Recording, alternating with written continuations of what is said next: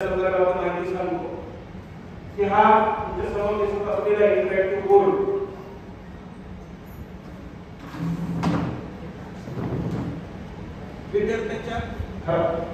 विद्यार्थ्यांच्या शैक्षणिक जीवनासाठी किती महत्त्वाचा आहे, किती महत्त्वाचं काम करू शकतो याच्या संदर्भात माहिती थोडक्यात मी तुम्हाला सांगतो की हा डिजिटल बोर्ड आहे. या डिजिटल बोर्डचा वापर विद्यार्थ्यांच्या प्रगतीसाठी करता कसा येतो.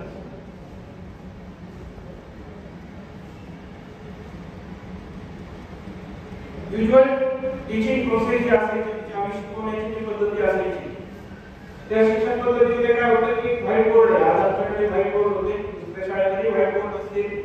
त्याच्यामध्ये काय असायचं की एखादा पार्ट जर मला घ्यायचा आहे, एखादा जर भाग मला शिकवायचा आहे, तर मला काय करावं लागायचं, ड्रॉ करावं लागायचं, हाताने घ्यायचं. मग ती आकृती पुढची आकृती असणार, ती थोडीशी इम्पॅक्टफुल नसायची. विद्यार्थी समजून घ्यायचे, आम्ही समजून घ्यायचे की विद्यार्थ्यांना कळावे.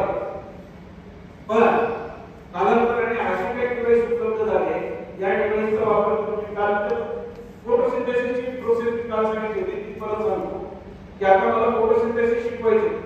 वनस्पतीमध्ये स्वतःच्या निर्मितीची एक प्रक्रिया आहे की plant can produce their own food in the presence of sunlight.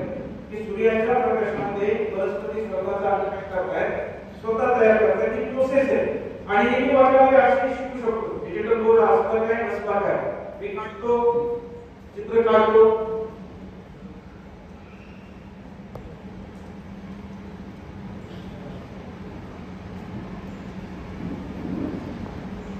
याला पाहता बसतो शिकवताना वर्गामध्ये. विद्यार्थ्याला सांगतो की सूर्यप्रकाश येतोय, आपण जर इफेक्ट घेतो बघा टीचर, तिथे इफेक्ट घेता येतात मला गोळामध्ये सूर्य दाखवता येतो, तिथे काही दाखवता येत नाही, गळ्यात पण लावून दाखवतो. मी दाखवलं सूर्यप्रकाश पडला, सूर्यप्रकाश पानावर पडतो, वातावरणात कार्बन डायऑक्साईड तो घेतो आणि काय करतो, स्वतःचा अन्न निर्माण करतो. ही माझी युजुअल प्रोसेस आहे. मी जर सर्वसाधारणपणे शिकवायचं जर विचार केला तर ह्याच पद्धतीने शिकवतो. आज काय झालंय की ह्या इंटरॅक्टिव्ह पॅनलचा मला कसा फायदा झाला ते सांगतो तुम्हाला. की आज माझ्याकडे मल्टीमीडियाचं मोठं साधन उपलब्ध आहे. आज आपल्याकडे सगळ्या सुविधा उपलब्ध आहेत. मुलं आपल्याला या बाबतीमध्ये आपल्यापेक्षाही जास्त सजग आहेत. तुम्हाला माहिती असेल, मुलं आपल्यापेक्षाही चांगल्या पद्धतीने मोबाईल ऑपरेट करतात. आता मोबाईल ऑपरेट करणं चांगलं आहे वाईट आहे हा त्याचा प्रश्न आहे. मुलं मोबाईलचा वापर जर चांगल्या कामासाठी करत असतील तर तो अतिशय चांगला घटक आहे. कारण त्या संकल्पना आपल्या सहजपणे साध्य होत नाही, समजत नाही, अशा सहजपणे शिकण्याचं ते माध्यम करू शकतात. पण मुलं त्याचा गैरवापर करतात. पालकांनी सुरक्षित करावं असणं गरजेचं असतं. तर बघा, मी गुगल ओपन केलं, गुगलवरती टाकलं फोटोसिंथेसिस नाव, इमेज टाकल्या, खूप सारे इमेज येतात. कोणती इमेज ओपन करतात,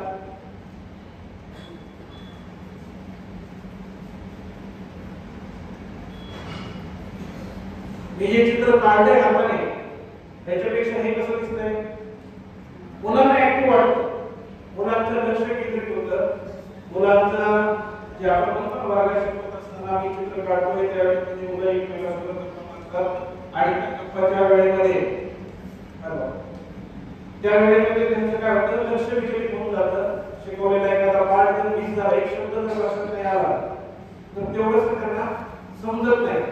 आता ह्या प्रोसेसमध्ये काय होतं की त्यांना दाखवते ऑपरेटिंग चित्र काढते, मला फक्त त्यांच्याकडून सांगायचे अशी अशी माहिती असते. मग हे चित्र त्यांच्या डोक्यामध्ये कायम राहतं.